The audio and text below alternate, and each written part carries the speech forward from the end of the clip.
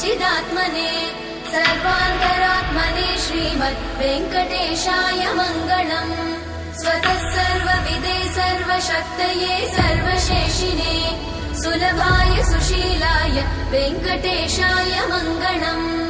परस्मै ब्रह्मणे पूर्णकामाय परमात्मने प्रयुञ्जे परतत्त्वाय वेङ्कटेशाय मङ्गलम्।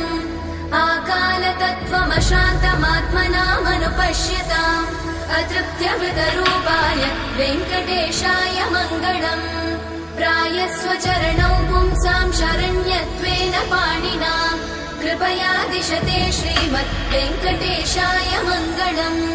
दयामृततरङ्गिण्यास्तरङ्गैरिव शीतलैः अपाङ्गैः सिञ्चते विश्वम् वेङ्कटेशाय मङ्गलम्।